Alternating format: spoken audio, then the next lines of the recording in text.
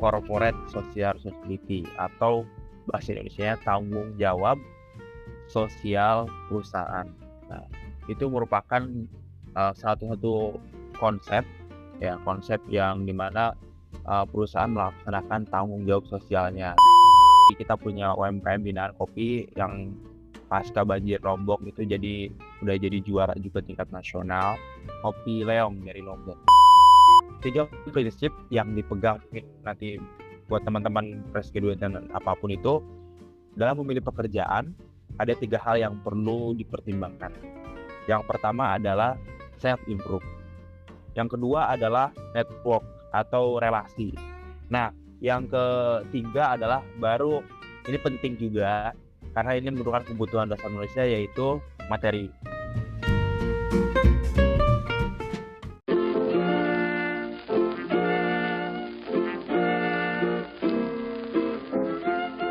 Di antara banyak peran yang orang miliki, kamu perlu tahu salah satunya. Cari tahu bareng di Pengen Tahu Podcast. Halo, hai, Rehan lagi nih, host yang kamu kenal. Kembali mengajak kamu mencari tahu. Ya teman-teman, kali ini lagi ngobrol sama bisa dikatakan teman SMA, terus juga sempat ngobrol atau ketemu lah gitu, kayak kebetulan di Jakarta gitu. Sempat magang, dia juga waktu itu magang tapi dia sekarang udah kerja. Boleh perkenalkan diri dan sekarang lagi apa dan ngapain aja gitu kerjanya. Silakan. Oke, halo teman-teman sobat Pengen Tahu Podcast ya. Pengen Tahu Podcast. Mungkin di sini kita ngobrol malam-malam ya. Jadi selamat malam teman-teman Pengen Tahu Podcast. Kenalin nama gua Gali. Nggak, Gali. Tadi udah di-spill ya teman SMA-nya dari Mas Rehan.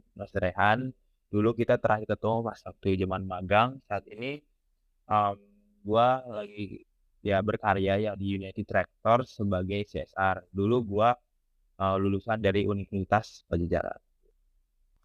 Oke, tadi kan orang coba inget-inget lagi nama perannya itu CSR apa tadi?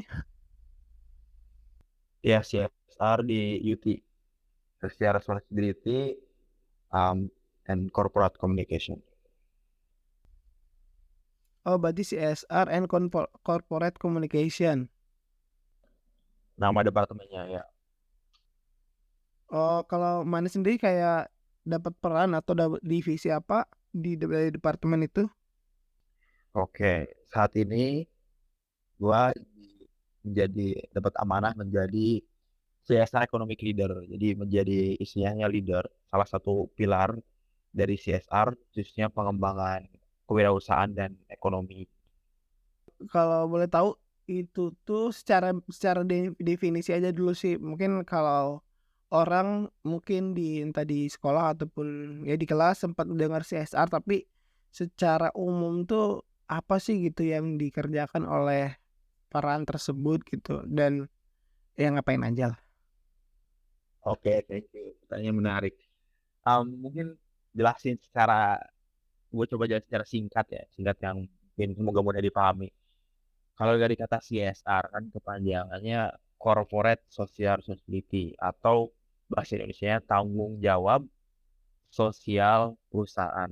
Nah, itu merupakan satu konsep yang dimana perusahaan melaksanakan tanggung jawab sosialnya, dan dari konsep tersebut ada juga nama profesinya, namanya mungkin ada tergantung perusahaan ada namanya CSR, ada namanya Community Development Surveyor, tapi intinya sama aja. Jadi suatu perusahaan memiliki tanggung jawab sosial untuk melaksanakan kegiatan sosial, dan konsep sosial ini luas, tidak hanya kan kalau CSR ke masyarakat ya, tapi yang perlu menjadi edukasi buat teman-teman di sini adalah konsep CSR itu dilaksanakan oleh seluruh elemen perusahaan, dan bukan hanya kita ke masyarakat, tapi ada juga ke customer, ke internal karyawan. Itulah bentuk tanggung jawab sosial gitu ya.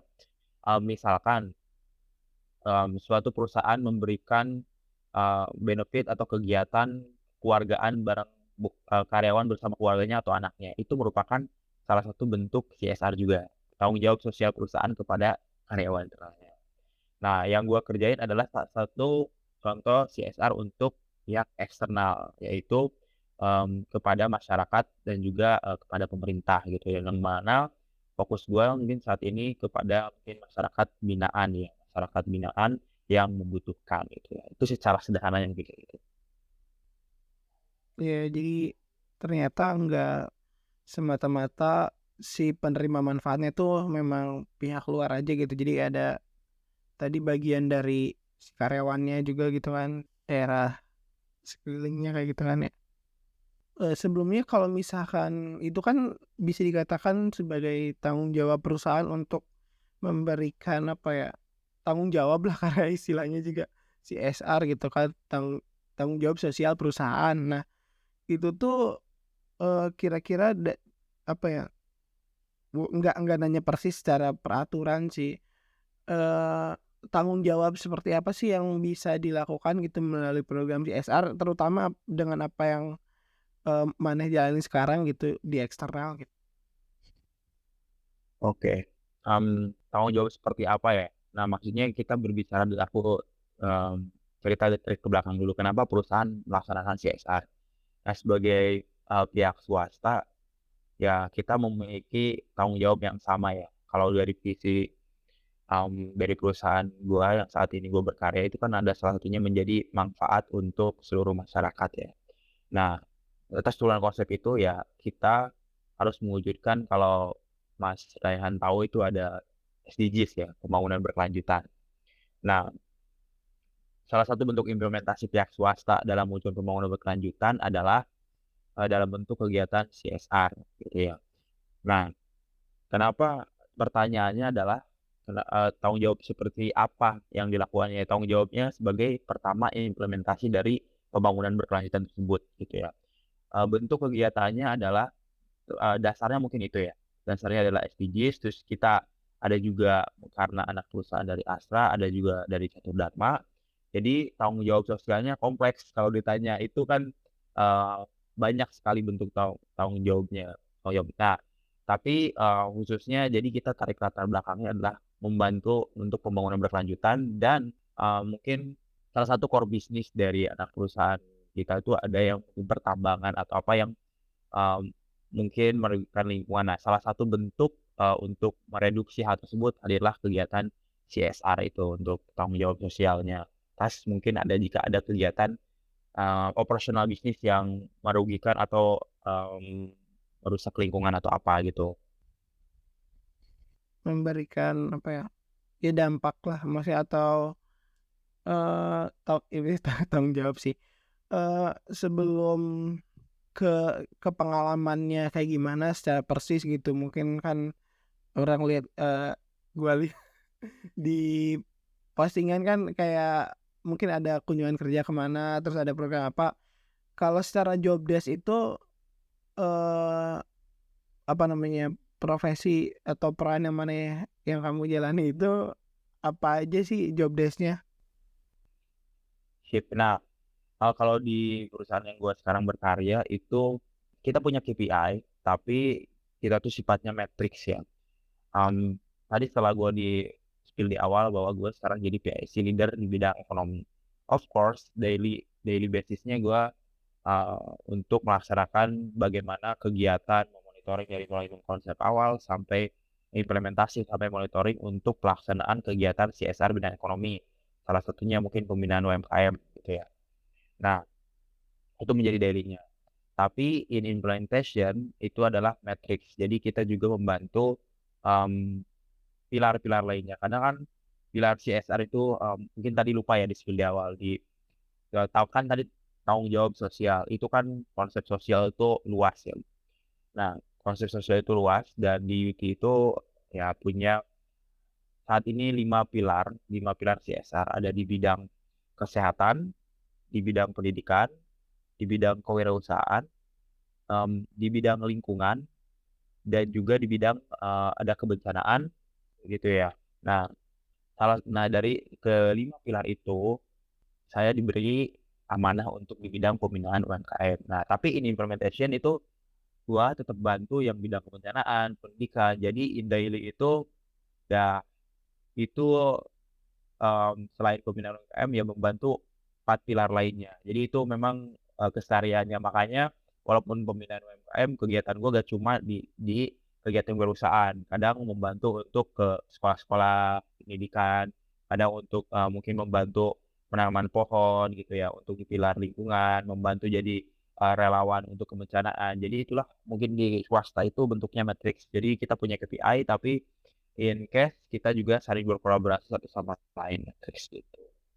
Berarti berarti yang sekarang digarap tuh berbaur atau misalkan yang sekarang di tangani itu berbaur dengan UMKM, wirausaha-wirausaha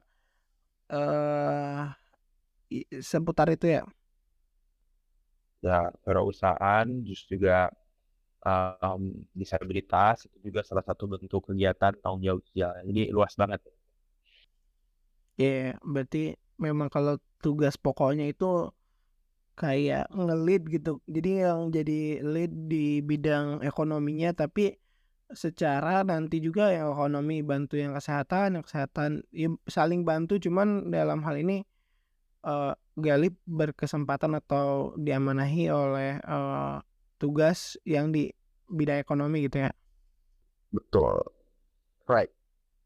Mulai per tahun ini. Oh, mulai per tahun ini ya. Sebelumnya dari awal bekerja di mana? Ya, jadi kan itu waktu kita itu kan gue mulai dulu magang kan dulu lewat program Kampus Merdeka. Terima kasih Kemendikbud. Nah, selama 6 bulan dari Februari sampai bulan Juli. Nah, di bulan Juli, alhamdulillah karena mungkin qadarullah ditawarin langsung untuk masuk di UTI sebagai karyawan di sini. Nah, baru di bulan September masuk. Nah, di September masuk itu kan mungkin ada transisi dari magang menjadi karyawan.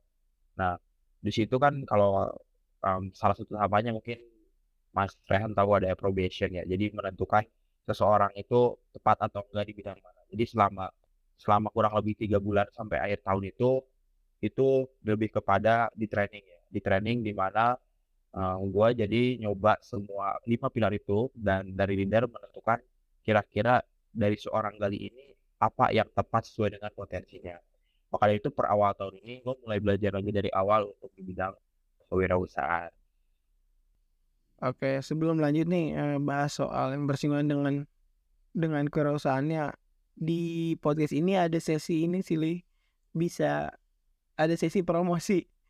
Jadi maksudnya bisa kalau ada ya boleh, kalau enggak ya juga apa. Jadi ada promosi karya gitu. Jadi apakah mana punya bisnis atau punya project atau side project yang mungkin dijalani ataupun mempromosikan profilingin atau apapun, boleh.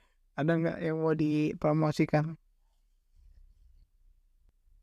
Menarik, oke.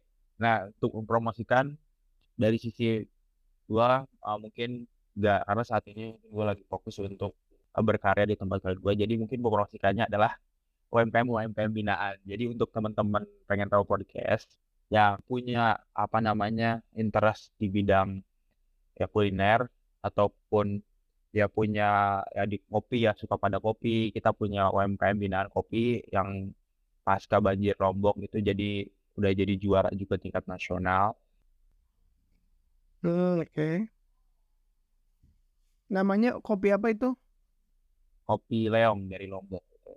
Nah, itu udah dilihat juga oleh Menteri Ketenagakerjaan. Terus juga kalau teman-teman punya mungkin memberikan hadiah pada orang-orang tercinta, itu kita punya UMKM yang hasil dari ramah lingkungan. Ada dari Recycle Academy, dia mengolah dari bahan bekas menjadi lukisan, dan juga ada dari kerang menjadi ya lukisan yang istilahnya unik dan ciamik. Jadi wajah Rehan ini bisa bernilai itu dari bahan bekas, dari styrofoam yang mungkin menurut kita udah gak berguna. Tapi lewat UMKM binaan kita lewat lingkungan itu menjadi berguna dan itu sudah juga exposure-nya sudah diundang di media nasional dan dari pemerintah pusat juga sudah. Jadi Mungkin bila teman-teman pengen tahu podcast, pengen tahu lebih dalam, boleh untuk mungkin di luar sini japri ke akun media sosialku. Itu sih deh, promosi gak perlu lama-lama lah, biar penasaran. Apa tuh akun sosial medianya biar supaya orang tahu nih? Oke, jadi gue mungkin lebih aktifnya di Instagram, tapi di TikTok dan di LinkedIn pun cukup lumayan aktif. Jadi untuk Instagram di @ghaidar05, di TikTok cari aja Gali Haidar, dan di LinkedIn ya tadi Gali Haidar. Begitu Bapak Raihan. Oke, oke. Berarti itu udah ada beberapa UMKM binaan dan mulai eh tadi kopi, terus juga ya yang recycle, ada ban, limbah ban dan juga ada dari kerang gitu ya. Ya lanjut ngobrolnya gitu kan. Berarti tadi udah dibahas nih mengenai UMKM. Nah, sebelum ke apa aja pembinaan ataupun kita sebut apa namanya, bantuan-bantuan program lah. Sebelum ke program-program yang diberikan ke UMKM itu, selain UMKM yang tadi disebut, ada UMKM apa aja sih yang sekarang lagi running gitu, yang lagi dibina dari Yuti? Oke, nah yang dibina oleh UMKM binaan UT itu kompleks. Jadi kan dari UT, kita dari perusahaan itu membina UMKM itu bukan semata-mata pengen timbal balik atau pengen apa. Kita itu secara tulus juga ingin memberi dan istilahnya memberikan akses kepada UMKM BNM. Dia bisa naik kelas dalam artian pendapatannya meningkat, asetnya meningkat, dan juga ada penambahan tenaga kerja, sehingga ya kalau dilihat secara tidak langsung juga mengatasi permasalahan untuk pengangguran dan kemiskinan. Itu ya kalau tariknya. Nah, untuk UMKM binaan apa saja, itu kita punya UMKM di bidang pertanian, di bidang um, perkebunan, ada di bidang kerajinan gitu ya, di bidang lingkungan, dan bidang lainnya gitu ya. Jadi kompleks. Jadi dari kita itu UMKM-nya prioritas utamanya ring satu, tentu saja yang dekat dengan operasional perusahaan, tapi tidak menutup kemungkinan kita bina UMKM lain yang mempunyai keunikan dan punya semangat yang tinggi begitu. Itu berarti memang secara persebarannya di lokasi ring 1 itu tuh berarti ada di daerah daerah mana aja sih kalau boleh tahu? Oke, nah ini kan dari UT itu kan perusahaan yang sudah terbuka dan mempunyai cakupan area di seluruh Indonesia. Nah, jadi um, cakupannya adalah seluruh ring satu perusahaan di seluruh Indonesia. Otomatis kita kan punya lebih dari cakupan areanya lebih dari 60 ya. Nah, nanti saya cek lagi kurang lebih dari 60 nah di Indonesia gitu, dari Sabang sampai Merauke. Nah, salah satunya adalah di head office di Jakarta. Itu di ring satu perusahaan dalam artian yang menjadi area dekat. Itu ring satu itu tergantung sumbernya, tapi ada kurang lebih jaraknya, range-nya adalah di antara 3 sampai 5 kilo di dekat operasional perusahaan. Jadi itu disebutnya ring satu. Jadi di kelurahan ya, kita kan operasional di Kelurahan Cakung Barat, otomatis prioritas utamanya di situ. Tapi in reality kita bina juga untuk seluruh Jabodetabek, itu untuk di head office. Beda lagi nanti untuk di cabang site, ada yang di Medan, di Papua, di mana itu menjadi tanggung jawabku juga, tapi di sana ada officer lagi CSR cabang site yang untuk mendampingi secara langsung di sana. Ya, pokoknya banyak banget ya, ada 60, dan itu juga enggak hanya di HO gitu, di masing-masing mungkin sebut aja cabang ya, di cabangnya juga ada CSR officer lagi gitu yang mungkin meneruskan dari segi program dari pusatnya gitu ya. Oke, program pembinaannya itu tergantung UMKM itu di daerah tersebut butuhnya apa.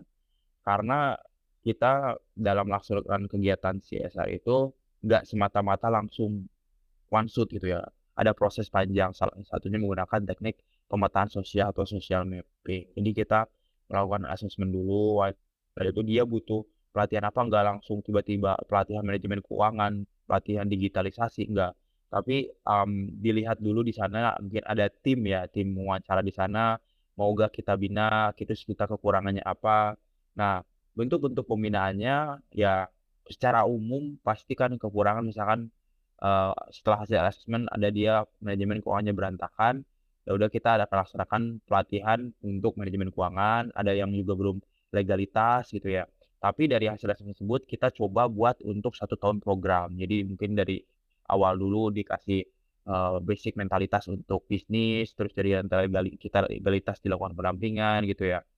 Sampai kita juga jika UMKM itu potensial, kita bantu untuk pembiayaan, untuk perlombaan, belajar gimana caranya UMKM itu, bisa menjadi lebih baik ketika kita bina, gitu.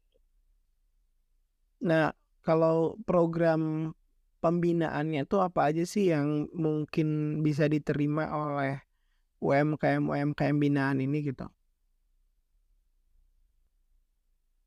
Oke, kita lihat dulu kan kalau dari tujuan akhir dari perusahaan kita kan membantu UMKM biar dia naik kelas lebih baik lagi dari segi mungkin pengetahuan, dari segi pendapatannya dia meningkat gitu ya, dan juga aset dia meningkat. Turunan dari hal tersebut, yang kita bantu mostly adalah dalam bentuk pelatihan untuk meningkatkan wawasan mereka terlebih dahulu, basicnya dikuatkan. Yang kedua adalah bagaimana mereka juga mempunyai akses ya, akses untuk bisa memasarkan UMKM-nya ya. Kita bantu ikut belajar atau kita bantu juga untuk di acara-acara internal di kantor itu di perusahaan kita bantu akses UMKM, dan juga selain itu juga kita bantu untuk, pembiayaan. Jadi kalau UMKM tersebut potensial tuh untuk ikut lomba atau untuk meningkatkan pendapatannya, namun kekurangan biaya untuk produksinya, kekurangan. Nah, salah satunya peran dari perusahaan adalah membantu untuk, renovasi atau pembiayaan dari UMKM tersebut, begitu deh. Memang memang banyak gitu ya, dari segi tahapannya dari mulai riset mungkin ya, mapping mapping dan apa yang mereka butuhkan, lalu diberikanlah sesuai kebutuhannya. Itu tuh lebih berarti lebih ke pelatihan-pelatihan aja ataupun ada bantuan modal dana atau kayak gimana? Ya, ya karena kan khawatirnya banyak case-case yang lesson learned lah yang kita dahulu saat kita bantu untuk fasilitas pembiayaan, kelihatannya meyakinkan, tapi in case diimplementasikan tidak sesuai ekspektasi. Maka dari itu, dari kita tuh cukup, mungkin strict ya untuk menentukan UMKM mana yang pas untuk kita bina dan juga untuk kita, biayai agar nantinya benar-benar, berkualitas gitu ya, bukan nyari kuantitas saja. Tapi sesuai dengan ya kriteria atau penilaian yang memang oh ini udah layak gitu untuk dibantu dan kira-kira prospek ke depannya bagus. Itu tuh ada kriteria yang bisa dibagikan nggak sih soal yang mana yang mungkin kira-kira untuk menilai oh UMKM ini prospeknya bagus gitu.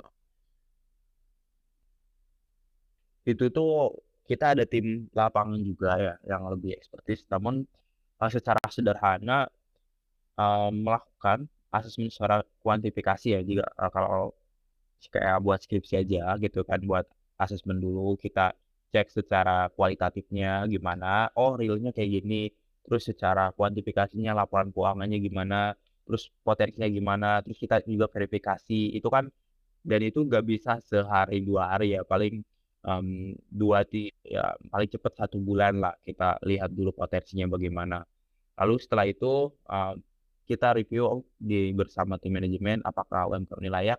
Itu dari segi aspek pekerjaannya gitu. Nah, kalau misalkan nih biasanya kan dinamika kerja gitu kan berbeda-beda gitu. Kita kan menyesuaikan juga dengan apa yang baru kita hadapi atau baru kita pelajari selama bekerja gitu. Mungkin entah dari pras magang ataupun ketika udah tetap gitu. Itu eh apa ya, keseruan dan tantangannya tuh apa? Kayak kalau seru waktu itu mungkin pernah pengalaman terjun ke lapangan, ngebantu program gitu atau misalkan tantangannya, menghadapi atau menyelesaikan permasalahan apa. Nah, jadi waktu menjalani itu kira-kira serunya apa, tantangannya kayak gimana?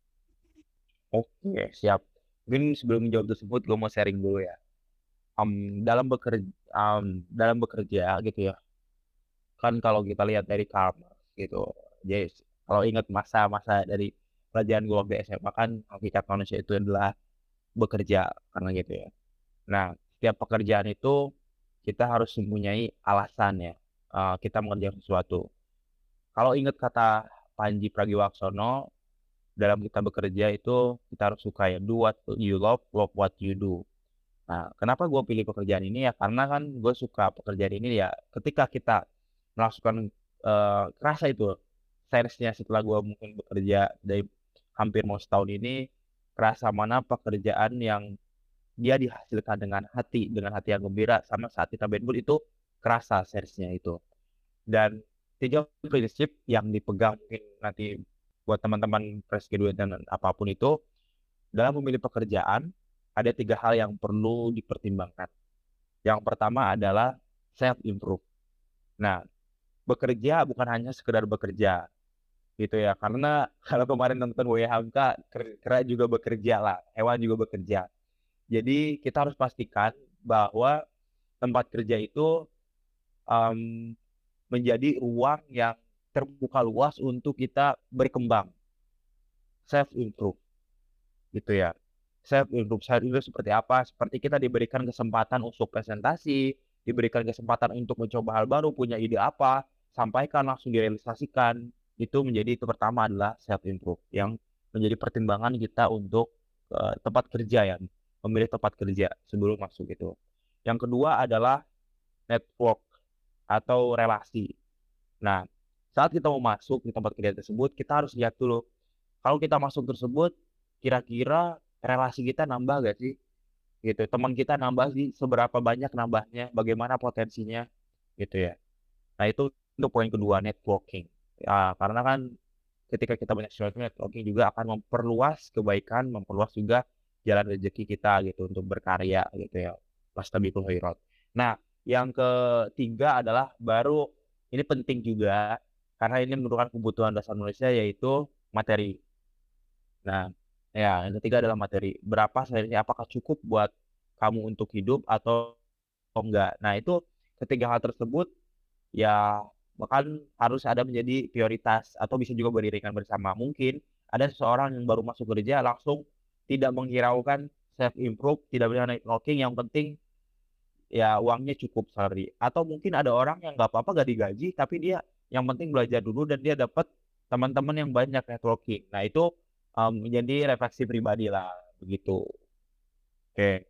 Nah untuk tantangan dari jadi agak sorry agak muter ya itu jadi kita intermezzo. Masuk sekarang ke jawabannya.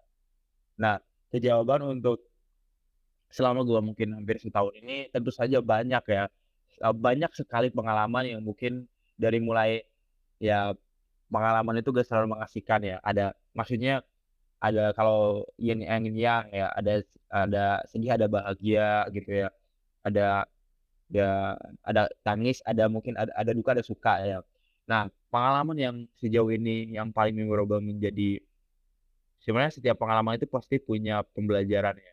Tapi pengalaman yang menjadi dasar gua sampai sekarang selalu ingat adalah pas waktu zaman magang dulu gua diberikan akses akses untuk diberikan self improve untuk bisa itu menjadi jalan awal ya untuk bisa belajar secara langsung bagaimana real case dunia kerja itu keliling untuk keliling Jawa ya, Jawa Tengah sama Jawa Timur selama 1 minggu penuh.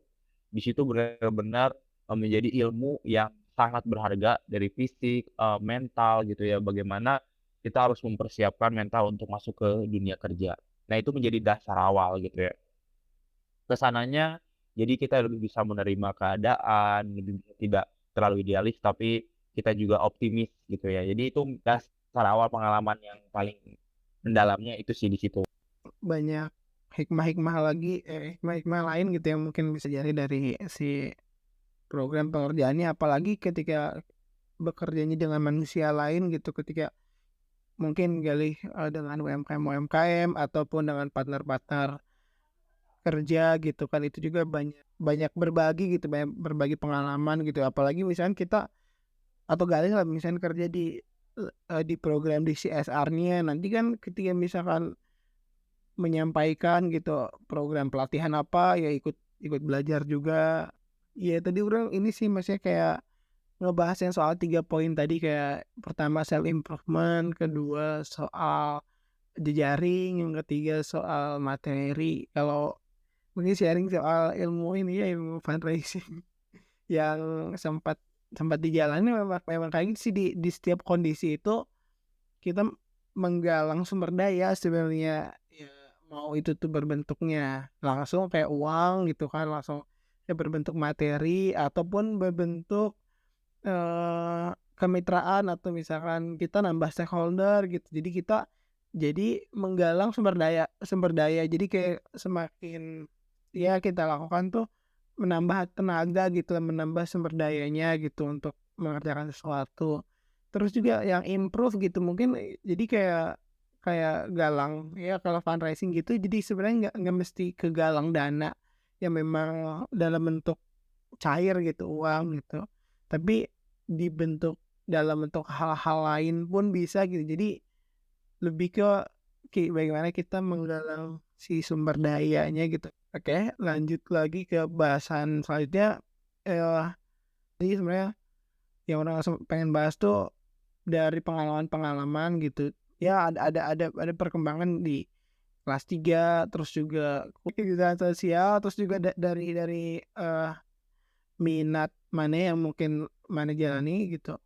Kira-kira nih sebelumnya itu pernah kepikiran gak sih bahwa kayak tiba-tiba kerja di bidang CSR gitu, kalau misalkan kita ngelihat ke belakang gitu, kalau misalnya secara pendidikan kuliah kan sejalur lah gitu, kalau misalnya kita ngelihat ke belakang, kira-kira kebayang gak sih kita tuh bakal jadi ini gitu di hari ini gitu, sebelumnya kebayang nggak? Kebayang, tapi kebayangnya nggak dominan. Karena waktu gua lulus SMA, gua kan suka bidang yaitu sosiologi. Waktu itu belum tahu, belum terlalu ekspektasi untuk bekerja di suatu perusahaan karena background keluarga nggak ada akses sama sekali untuk di bidang gua kerja di industri kan, mostly ya menjadi pegawai negeri sipil lah, menjadi guru bisa gitu. Karena waktu gua mau awal ya gue ikut situ, gua suka, paling ya kerjanya ya waktu itu ngambilnya di PNS, jadi dinas sosial, belum ada tahu di dunia industri. Baru mungkin setelah semester awal baru mulai gue fokus untuk meraih karir gue di bidang CSR ini begitu.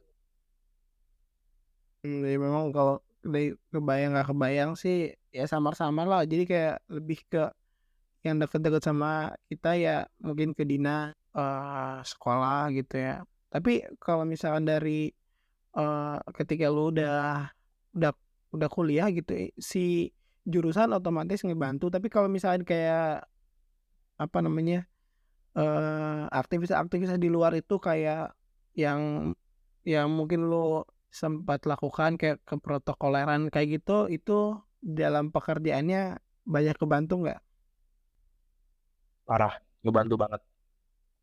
Nah, itu kan yang mungkin bagi teman-teman pengen tahu podcast yang sekarang mau mahasiswa atau lagi mahasiswa. Nah, penting kita ikut organisasi ya. Magang juga penting, tapi ikut organisasi itu tidak kalah penting ya, karena kan itu juga mendevelop kita. Jadi, waktu itu gua waktu kuliah itu mulai shifting branding ya. Waktu SMA kan mungkin lebih ke main-main, lebih kuliah lebih fokus gimana gua mencoba untuk aktif di organisasi mahasiswa. Nah, kalau boleh tarik ke belakang sedikit, yang pernah aktivitas kegiatan mahasiswa, gua waktu semester 1 2 mungkin di himpunan, terus habis di himpunan baru masuk di BEM di bidang sosial. Terus setelah masuk sosial juga ikut kegiatan volunteer dokter, terus setelah kayak gitu juga ikut ikut BEM di bidang sosial, lalu dilanjut untuk di bidang protokoler. Nah, hal-hal tersebut kalau tarik belakang itu kita bisa connecting dot dari mungkin aktivitas gua di bidang ikut kegiatan sosial gitu ya di pembinaan masyarakat, tambah gue ikut protokol di kegiatan-kegiatan formal menjadi MC, moderator, liaison officer gitu ya. Nah, hal tersebut membawa value-value tersebut, ya pengalaman tersebut membawa gue hingga saat ini. Sampai gue mungkin bisa magang di startup, di bidang media gitu kan. Terus juga setelah ikut organisasi tersebut, gue mikir apa sih dengan komunitas ini yang pas untuk gue tempat magang dulu ya. Magang, oh di media, salah satu media nasional ya, yang dari Najwa Shihab gitu ya. Terus dari situ, udah kayak gitu, gimana cara gue develop lagi? Oh magang, sampai gue magang mungkin 4 kali ya di bidang startup, yang terakhir magang di tempat yang sekarang gitu. Sampai ikut proyek-proyek dosen juga penting. Jadi opportunity lah waktu itu apa yang ada dan itu. Tapi pastikan bahwa kita nyaman di tempat tersebut. Gitu. Jadi itu sangat berimpactful juga untuk karir karena ketika kita ya boleh lah mungkin mahasiswa jadi kupu-kupu tapi kita juga harus tahu ke depannya mau gimana. Karena untuk saat ini ya kalau CV kita kosong, itu bingung juga untuk seorang HR memilih kenapa kita layak di hal tersebut gitu ya. Hmm, ya, betul. Jadi saling apa ya, saling mengisi gitu. Jadi sebenarnya memang kalau apa namanya, dari segi keilmuannya sendiri gitu yang dilakukan tuh emang berdasarkan tadi apa namanya, kesejahteraan sosial gitu. Tapi kalau misalnya yang dilakukan di dalamnya sih yang pengalaman di media masuk, pengalaman di protokoler masuk, pengalaman di organisasi himpunan masuk gitu. Jadi memang kayaknya kalau misalnya kita ya hidup di mungkin di era pekerjaan yang sekarang gitu, nggak cukup satu keilmuan atau kemampuan aja gitu, karena kita apa namanya, memang perlu perlu bersaing lah eh, di era ini gitu. Penting itu pengalaman sama kompetensi sih. Nyambung sama ini sih, sama yang ngomongin tadi soal di dalam nyari pekerjaan tuh ada nyari 3 hal tadi. Sebenarnya sempat ini juga sih, sempat dengar juga dari orang lain kayak kalau kita kerja itu ya juga nyari 3 gitu. Pertama yang kita senengin, yang kedua yang belajar, yang ketiga yang dapat duit. Nah, minimalnya tuh kalau yang bisa istilahnya kita hadirin tuh minimalnya ada 2-nya lah gitu. Apa kalau kalau 3 lebih bagus, misalkan ininya nyenengin gitu, tapi nyenengin nggak ada duitnya, tapi kita belajar gitu, kita hadir gitu. Terus misalkan kita ini nyenengin terus dapat duit apalagi gitu. Jadi memang ya bisa dipertimbangkan gitu, bukan semata-mata soal kita ngerjain aja terus dapat duit apa kayak gimana, tapi ada sisi lain yang bisa didapetin gitu lah. Tuh, ya itulah gimana kalian tahu di dunia kerja mencari kerja gitu ya. Mungkin luckily gue beruntung bisa masuk, tapi kan banyak teman-teman yang mungkin lebih berpengalaman juga dalam job seeker gitu ya. Dan itu menjadi pembelajaran kita bersama. Tuh, bro. Mungkin kan teman-teman juga nih udah dengar ceritanya. Nah, kira-kira kalau misalkan secara spesifik gitu, entah dari jurusan manapun, pengen berkarir, berkipras di dunia sosial, di dunia CSR, kira-kira apa aja yang perlu disiapkan dan apa aja yang perlu dipelajari, dan kira-kira belajarnya dari mana aja. Oke, siap. Mas Rohan, terima kasih. Nah, untuk jadi CSR, ini merupakan CSR itu mungkin banyak orang yang belum tahu ya, tapi untuk ke depan harinya bakal menjadi, gue yakin ini profesi bakal menjadi lebih menggelegar seperti mungkin profesi apa hukum jadi pengacara atau apa, dan CSR itu kedepannya bakal lebih masif juga. Kenapa? Karena kan saat ini mungkin perusahaan makin banyak dan juga banyak regulasi-regulasi dari pemerintah bahwa setiap perusahaan itu ya harus melaksanakan kegiatan tanggung jawab sosialnya seperti memberikan donasi atau apa kan. Maka itu diperlukan orang yang berkompetensi gitu ya untuk melaksanakan kegiatan tersebut, kegiatan CSR. Nah, itu satu ya. Terus yang kedua adalah mengenai ilmu ini adalah ilmu generalis. Gak harus semua yang masuk CSR itu harus dari kesejahteraan sosial, sosiologi, antropologi. tapi ilmu yang bisa dipelajari oleh siapapun. Cuman, mungkin ketika dipilih pasti orang lebih memprioritaskan untuk di jurusan-jurusan tersebut. Ibaratkan kalau gua udah di bidang kesejahteraan sosial, terus gua mau masuk ke akunting, bukannya gua gak bisa, tapi kan, gua bakal kalah sama yang orang jurusan akunting yang udah belajar 4 tahun, gitu. Yang pertama gitu, tapi ilmu ini sangat bisa dipelajari karena banyak orang-orang yang dulunya jurusan teknik apa, teknik lingkungan, jurusan teknik industri dan mesin, itu baru belajar CSR ketika dia masuk tergantung dari kebutuhan user, karena dunia kerja itu sedinamis itu. Gua mungkin tahun ini bisa CSR, tapi 2 3 tahun ke depan who knows, ada mungkin gua di bidang safety, di bidang general affair, di bidang marketing, itu sangat bisa terjadi tergantung dari, kebijakan dari perusahaan.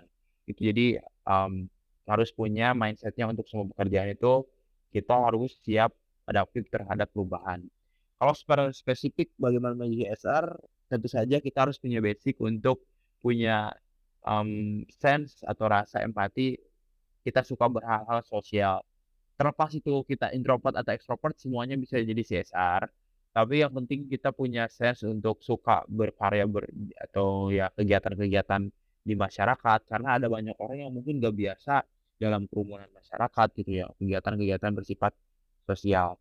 Dan yang keempat adalah, mmm, yang dikejar di CSR itu kan ini bukan operasional secara langsung ya, bukan uang, tapi kita adalah ya ya ada ya prioritasnya bukan uang lah, tapi kita adalah memberikan kebahagiaan, berbuat kebaikan, karena kan kita tanggung jawab sosial memberikan, istilahnya kebaikan-kebaikan gitu ya. Dari situ yang mungkin gue suka adalah banyak doa-doa baik dari orang-orang yang, tidak berekspektasi oh ini ngedoain kita gitu. Misalkan kita memberikan donasi atau memberikan bantuan, memberikan training kepada guru atau apa, memberikan pelatihan, setelah itu kan ada feedback, doa-doa, bukan hanya bagi perusahaan tapi bagi kita. Dari situ kan ada istilahnya kepuasan kita dalam bekerja, oh dalam pekerja kita sebagai CSR itu bukan kita nih yang butuh, tapi ada banyak orang-orang lain yang butuh tenaga kerja untuk kita bantu, ya gitu ya. Apakah itu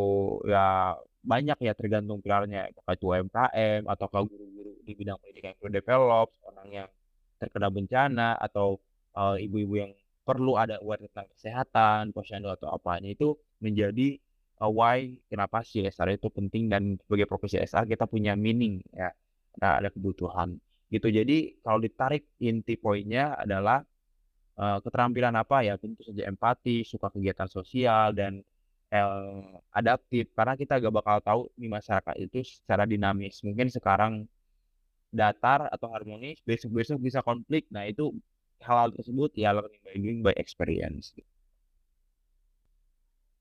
Ya, oke. Oke. Kalau kalau gitu, kan tadi udah cerita banyak gitu tentang apa aja yang dijalanin, terus juga gimana cara jadi itu. Nah, pertanyaan selanjutnya itu, ketika lu, menjalani profesi itu gitu, apa sih hal yang istilahnya lu sadari gitu ketika menjalani dan ada sesuatu yang berubah gitu ketika berkarir sebagai CSR dan sebelumnya gitu. Jadi kayak ketika dulu belum kayak gini, tapi setelah menjalani ternyata sadar bahwa oh ada makna atau ada value tertentu gitu yang didapatkan ketika lu menjalani profesi ini. Waduh, pertanyaannya berat. Gila ini pertanyaan yang mungkin harus butuh refleksikan, tapi one shot jawaban gua adalah sebelum gua CSR atau mungkin lepas mahasiswa mempunyai ego yang tinggi ataupun ya boros atau apalah, karena hanya memandang dunia satu pintu saja. Tapi setelah gue CSR di sini selama kurang lebih, kalau sama magang kan lebih dari setahun ya, itu rasa walaupun gue kuliah itu di bidang masyarakat itu dinamis, selalu ada hal-hal baru yang, oh ini ternyata gini, oh ini ternyata gitu, gitu ya. Nah hal-hal tersebut membuat diri gue lebih kuat gitu ya, baik itu secara mental, fisik, jiwa gitu. Karena kita bisa belajar mungkin dari dari atasan kita, dari masyarakat, dari tokoh masyarakat. Nah, itu hal-hal tersebut itu menjadi mungkin hal yang paling berharga bagi hidup gua gitu. Jadi intinya yang menjadi saat ini berkembang itu khususnya dalam melihat sudut pandang bagaimana dunia ini bekerja, bagaimana mungkin mental kita dilatih yang dulunya mungkin dimarahin dikit lembek terus anxiety atau kuat sebagainya. Setelah saat ini ya lebih kepada tahu jika membuat kita lebih kuat dan hal tersebut harus dilatih ya, dilatih dan itu merasa gue developnya di arah situ sih deh. Oke, ya kurang lebihnya seperti itulah. Terus ada ini nggak, ada tema atau bahasan yang mungkin belum ditanyain atau ya pengen lo sampein atau pengen lo tanyain juga boleh. Barangkali misalkan beberapa waktu ke belakang lagi ngerjain sesuatu terus lagi dipikir-pikirin terus kayak pengen nyampein sesuatu gitu juga boleh. Nah, buat mungkin ini kan target pasar market pengen tahu aja adalah kaum zilenial ya. Kaum zilenial yang mungkin targetnya antara SMA, mahasiswa dan seumuran kita yang plus graduate. Nah, buat teman-teman tersebut adalah kita dari awal harus mengenal diri gitu, mengenal diri kita sukanya apa dan itu pun bersifatnya sebenarnya dinamis. Tapi intinya dalam menjalani kehidupan day to day to life itu ya kita harus punya reason kenapa hari ini harus bangun.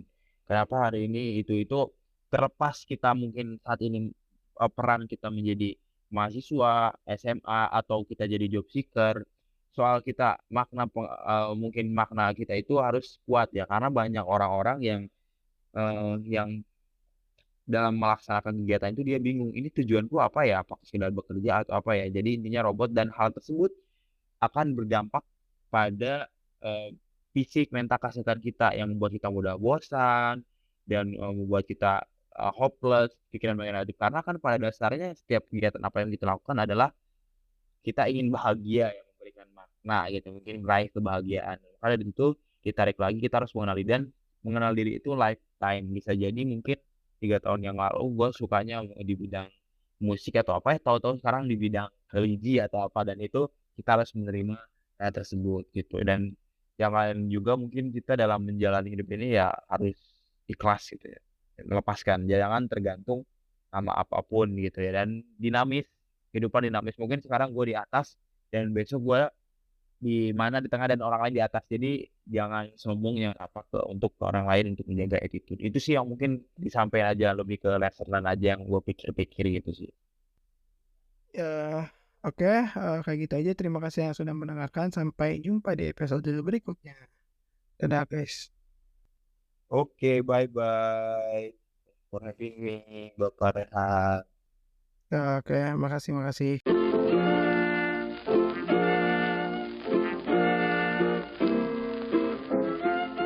Makasih juga buat teman-teman para pencari tahu.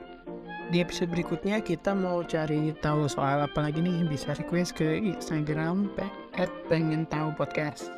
Sampai jumpa di podcast berikutnya dengan narasumber dan cerita lainnya. Pengen tahu podcast jadi makin tahu.